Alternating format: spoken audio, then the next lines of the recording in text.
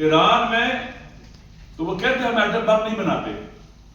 امام خمینی کا بھی فتویٰ حرام ہے بنانا, ایت اللہ خامنئی کا بھی فتویٰ حرام ہے بنانا. اس کے باوجود ایٹم بم نہیں بنایا. تو کہا تمہارے پاس یورینیم انرج کرنے کی بھی صلاحیت ہونی چاہیے. زیرو. پاکستان کا ایٹم بم بنایا ہوا ہے. کیا پاکستان اسرائیل کے ظالموں کی آنکھوں میں نہیں کھٹکتا؟ نہیں کھٹکتا. پاکستان کو اندرونی طور پر کمزور کر کے ہماری فورسز کو کمزور کریں گے, مسلح افواج کو کمزور کریں گے, ڈسپیوٹڈ شکل میں لے کے آ جائیں گے, اور پھر کاری وار لگائیں گے ہمارے ملک کے اوپر. پھر ہم سے ایٹمی طاقت ہمارے پاس ہی نہ دیں گے وہ. اس لیے ضروری ہے کہ ہم پاکستان کا ہاؤس اینڈ آرڈر کریں, ساری سیاسی پارٹیاں جمع کریں. یہ فاصلہ بہت خطرناک ہے. کچھ باتیں میں چھوڑتا ہوں اپنے دوستوں کے لیے کرنے کے لیے. ہر وہ چیز جو قومی حفاظت پر رکاوٹ ہے اس کو ختم کر دینا چاہیے, ہٹا دینا چاہیے. انا غرور تکبر کے خول سے باہر آ دینا چاہیے. یہ بہت بڑا تھریٹ اور خطرہ ہے. یہ چھوٹی جنگ نہیں ہے, بہت بڑی جنگ ہے. دو ایٹمی ملکوں نے ایک مسلمان اسلامی ملک پر حملہ کیا ہے جو یہ کہتے ہیں کہ میں ایٹم بم نہیں بنا رہا, حرام ہے بنانا. اگر آپ بنانا چاہتے تو بنا سکتے تھے, نہیں بنایا آپ نے, کیونکہ وہ پسند نہیں کرتے کوئی ملک جو ہے اس کی خارجہ پالیسی کی آزاد ہو, داخلہ پالیسی کی آزاد ہو, غلام نہ ہو. لہذا انشاءاللہ العزیز میری پورے پاکستان کے عوام سے بھی گزارش ہے, شیعہ سنی یونائٹ رہے. دیکھیں ایک حیرانگی والی بات ہے, ایک طرف ڈونلڈ ٹرمپ اور اسرائیل مل کر جمہوری اسلامی ایران کے مقابلے میں کھڑے ہیں, اور ایک طرف کئی ایک مسلمان ملک ڈونلڈ ٹرمپ کے ساتھ غزہ میں چلے گئے. مودی اسرائیل جاتا ہے, اس کا استقبال ہوتا ہے. کیسا استقبال ہوتا ہے؟ مودی اور اسرائیل اکٹھے, ہم بھی اسرائیل اور امریکہ کے ساتھ کرتے ہیں. کوئی سمجھ نہیں آتی آپ کی پالیسی کیسی ہے, کنٹرڈکشن کیسے ہیں. آپ کو ہمیں پتہ ہے کمزوری ہے, آپ عوام کے پاس آ جاؤ.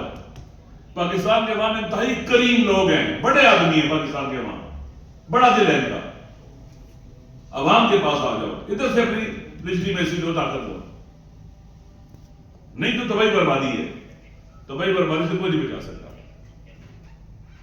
اسی طرح سے میں اپنے اہل سنت اور شیعہ بھائیوں سے کہتا ہوں اپنے آپ کو یونائٹ رکھے. یہ پوری کوشش ہے تفرقہ ڈالنے کی. ہمارے علماء کی ذمہ داری ہے, تمام 62 لوگوں کی ذمہ داری ہے, ہمارے جوانوں کی ذمہ داری ہے کہ اب یونائٹ رہیں, اکٹھے رہیں. یہ ایک بڑی جنگ ہے, اور انشاءاللہ اس جنگ میں اسرائیل کو شکست ہونی ہے اور امریکہ کو بھی شکست ہونی ہے. کیوں؟ اللہ کے وعدے ہیں. ہم عام طور پر مادی چیزوں کو دیکھتے ہیں.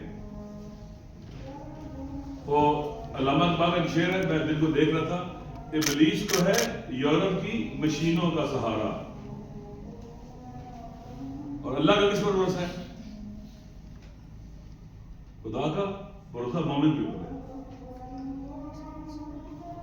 یورپ کو ہے, ابلیس کو ہے یورپ کی مشینوں کا سہارا. خدا کو بھروسہ ہے مومنوں کے ایمان کے اوپر, توکل کے اوپر. جو بڑی طاقت ہے وہ ایمان ہے. دوسرا اللہ پر توکل ہے, قرآن کہتا ہے.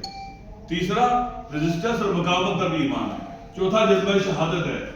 یہ اسرائیل کے پاس اللہ پر ایمان نہیں ہے, اللہ کے وعدوں پر بھی ایمان نہیں ہے, کچھ نہیں ہے. اس کے بعد توکل بھی خدا پر بھی ہے. توکل کا بموں پر, جادو پر, ایٹمی طاقت پر ہے, اور اپنے فتنوں اور شرارتوں کے اوپر ہے, ظلم کے اوپر ہے.